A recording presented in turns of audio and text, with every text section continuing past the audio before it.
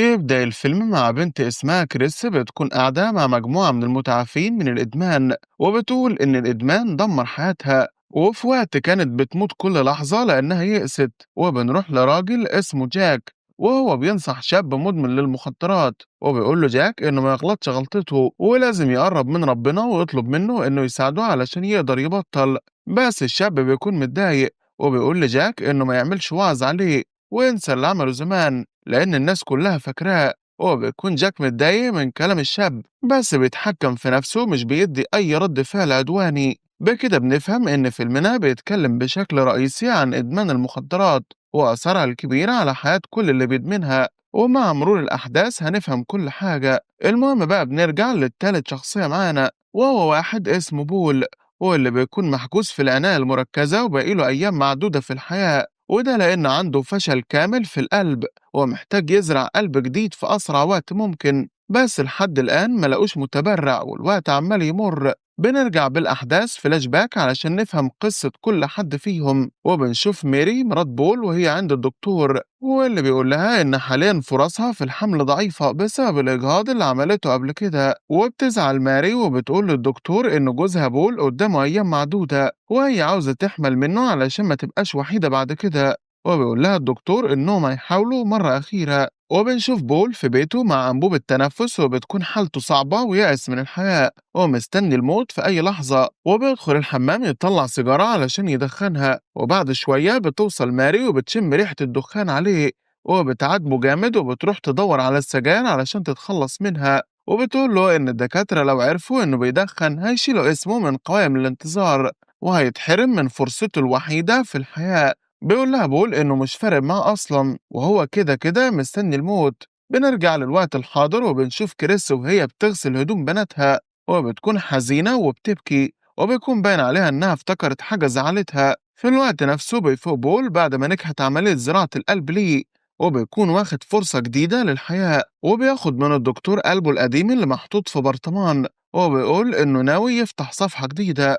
هو بيكون مبسوط ومتفائل بعد ما كان مكتئب ومش فارق معاه الحياة. وبنرجع تاني بالأحداث وبنشوف جاك وهو قاعد يتغدى مع مراته وولاده، وبتضرب البنت أخوها زي أي اتنين أخوات، لكن بنشوف رد فعل عصبي من جاك على الطفلة لدرجة إن مراته بتلومه وبتشيل البنت من قدامه لأنها بتكون خايفة. هو بيتعصب عليها هي كمان وبيقول لها ما تتدخلش. في الوقت نفسه بنشوف كريس في بيتها مع بناتها الاتنين وبتعلمهم الأكل، وبيكون البنات هيخرجوا مع والدهم، بس كريس مش هتقدر تروح معاهم لأن وراها حاجات كتير في البيت. وبعد شوية بيكون مر وقت طويل ولسه مرجعوش، فبتقلق كريس وبيجيلها بلاغ إن جوزها وبناتها عملوا حادثة واتنقلوا على المستشفى. في الوقت نفسه بنشوف جاك راجع لبيته وهو في حالة صدمة، وهو بتسأله مراته مالك، فبيقول لها إنه خبط أب وبناته بالعربية وشكلهم ماتوا، فبتترعب مراته من اللي سمعته وبتسأله إذا كان حد شافه، فبيقول لها لأ، فبتقول له إنه لازم ما يجيبش سيرة لأي حد عن اللي حصل لأنه لو دخل السجن هي والأولاد هيتشردوا من بعده. وبتهديه وبتقوم تمسح آثار الدم من على العربية، وبنعرف إن الراجل والبنات اللي اتخبطوا دول هم أسرة كريس.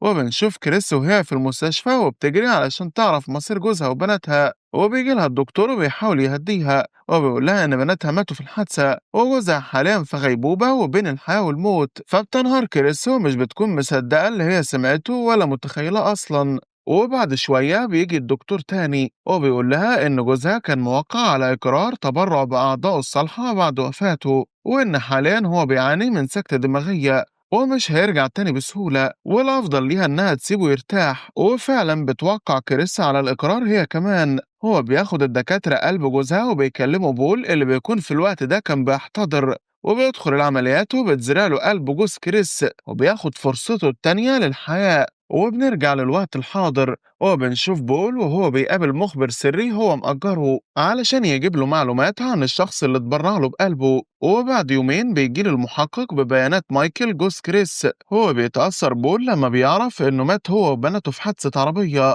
وإن اللي اتسبب في الحادث مجهول لحد دلوقتي، وبيطلب من المحقق إنه يجيب له معلومات عن أرملة مايكل وهي كريس.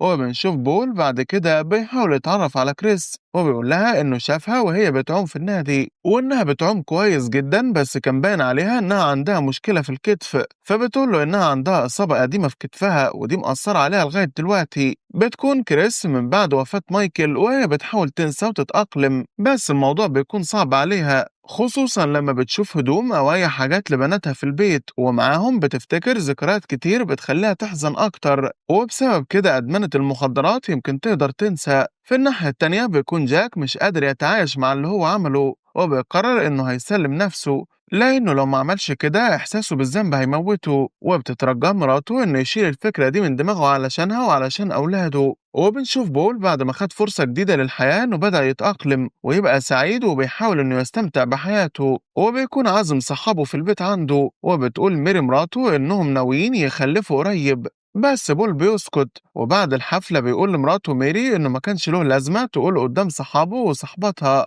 هو بتقول ماري إنها مش شايفة إن ده مشكلة وإنه هو كده اللي بيتهرب من موضوع الخلفة، ومع ذلك بيروح معاها لدكتور النساء وهناك بيعرف بالصدفة عن موضوع الإجهاض اللي ميري عملته. هو بيتضايق منها جدا إنها خبت عليه وعملت كده من غير حتى ما تاخد رأيه، فبتقول له ميري إن في الوقت ده هم كانوا متخانقين وهيتطلقوا وهي ما حبتش تتحمل مسؤولية طفل لوحدها، فبيتعصب بول أكتر وبيقول لها إن كل اللي فارق معاها هي إنها تجيب طفل علشان ما تبقاش لوحدها، إنما هو مش فارق معاها أصلا. هو بيسيبها ويمشي. وبنروح لجاك اللي بيكون سلم نفسه وبيقضي مدته في السجن وبيزور واحد صديقه وبيقول له إن اللي حصل ده هو ملوش دخل فيه وغصب عنه، وإنه لازم يتوب ويقرب من ربنا علشان يقدر يتخطاها. وفعلا مع الوقت بيبدأ جاك يبقى متدين ويقرب من ربنا. وبنرجع لبول اللي بيركز الفترة دي مع كريس وبيروح وراها في أغلب الأماكن اللي بتروحها، وبتكون كريس في أسوأ فتراتها وبتشرب بتهور وبتضرب المخدرات علشان تنفصل عن الواقع تماما. ولما بيشوفها بول في الحالة دي بيعرض عليها إنه يوصلها لأنها مش هتقدر تسوق. هو بيمر كام يوم وبيروح جاك يقابل المخبر بتاعه علشان يعرف منه مين الشخص اللي خبط مايكل وبناته بالعربية، وبيعرف اللي هو عاوزه وكمان إن جاك حاليا خرج من السجن وعايش لوحده في فندق مهجور. وفي آخر المقابلة بيديله المخبر سلاح هو طلبه منه.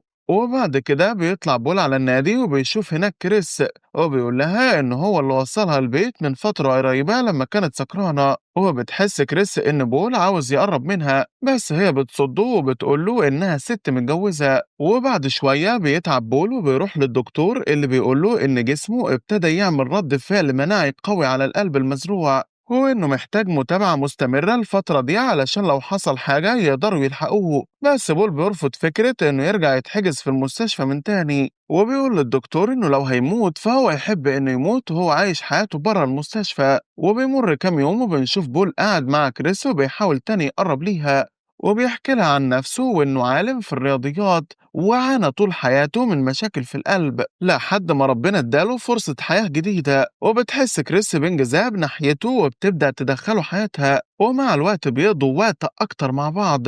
وفي يوم بيروح معاها لبيتها وبيشوف هناك صور لمايكل وبناته وبيحس ساعتها بالذنب وإنه أخد حياة حد تاني. وبيعترف في وقتها لكريس بحب ليها وإنه عاوز يقضي بقية حياته معاها. هو بتقول له كريس إنها مش مستعدة تدخل في علاقة ارتباط في الوقت الحالي وإنها لسه ما تخطتش اللي حصل في الماضي معاها. هو بيسيبها بول وبيرجع على بيته وبالليل بتكلمه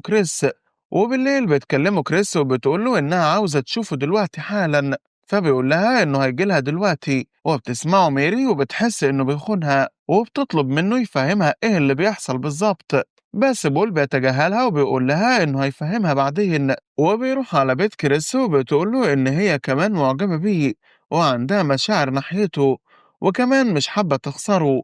وبيقرر بول إنه يعرفها بالحقيقة وإنه هو اللي استفاد من قلب جوزها وإنه مش عارف إذا كان هو ده السبب اللي مخليه منجذب ناحيتها ولا لأ. وبتتصدم كريس من الكلام ده وبتعيط وبتطرده بره البيت، وبيفضل بول مستنيها لحد ما بتنزل.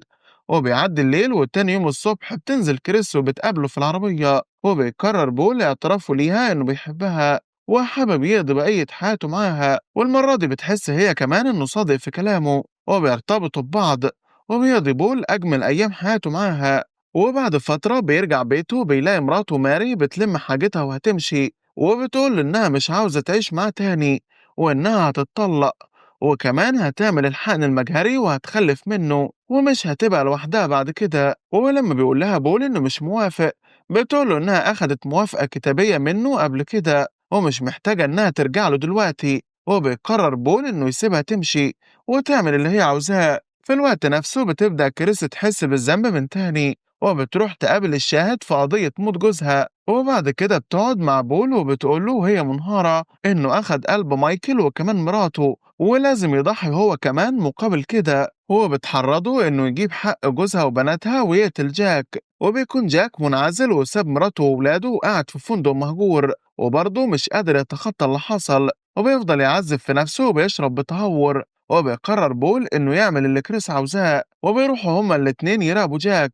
وفي يوم بيستناه بول وهو خارج من الفندق، وبيرفع المسدس في وشه وبياخدوه لمكان مهجور وبيضربه وبيفضل يزعق فيه ويسأله ليه عملت كده. فبيرد جاك وبيقوله إنه ما كانش يقصد، وإنه من وقتها وهو مش قادر يعيش حياته. وبيقرر بول إنه يقتله وبيضرب النار كام طلقة ورا بعض، بس بنتفاجئ إن بول ما قدرش يقتله والرصاص ده ضربه في الهواء. هو بيطلب من جاك إنه يختفي تماما وما يظهرش في حياته أو حياة كريس حبيبته. وبنشوف كريس وهي في العيادة وبتعمل فحوصات، وبتتفاجئ من الدكتورة إنها حامل وبتكون مش قادرة تستوعب، بس الدكتورة بتأكد لها إن ده حقيقي وإنها لازم تبطل المخدرات علشان في خطر على حياة الجنين. وبتفرح كريس وبتحس إن دي فرصة تانية ليها، وبتروح وبتقرر تتخلص من المخدرات اللي موجودة عندها. وبيوصل بول وبيقول لها إنه قتل جاك وجاب لها حقها، فبتطلب منه إنها تشوف الجثة، فبيقول لها إن هو اتخلص منها.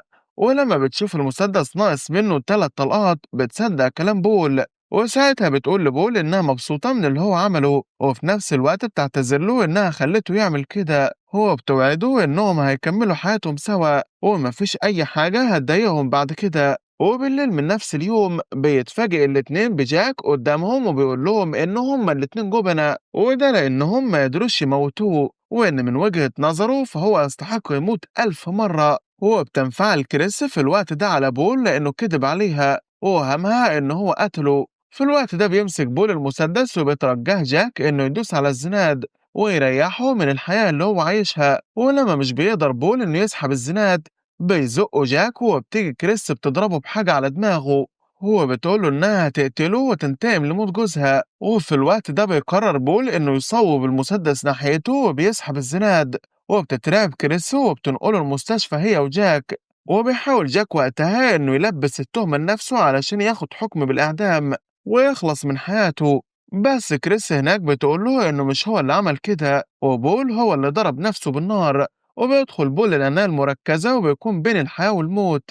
هو بيعدي الوقت وبنشوف جاك أخيرا قرر يسامح نفسه ويتخطى الماضي وبيرجع لبيته وولاده علشان يكمل حياته. أما كريس فهي كمان بتقرر إنها تنسى الماضي وتبعد عن المخدرات وتعيش علشان طفلها اللي في بطنها. في نهاية الفيلم بنشوف بول وهو بيطلع في الروح وبيقول إنه في نظرية في الرياضيات بتقول إن الإنسان وهو بيحتضر بيفقد 21 جرام، وبالفعل بيموت بول بعدها. وبالرغم من إنه أخد فرصة تانية للحياة إلا إن ده بيكون قدره في النهاية. لايك للفيديو لو عجبك يا صديقي، وما تنساش تشاركنا برأيك في التعليقات واقترح لنا أفلام تحب نلخصها، ويا ريت تشترك معنا في القناة وتفعل الجرس علشان تشوف كل ملخصاتنا اللي جاية.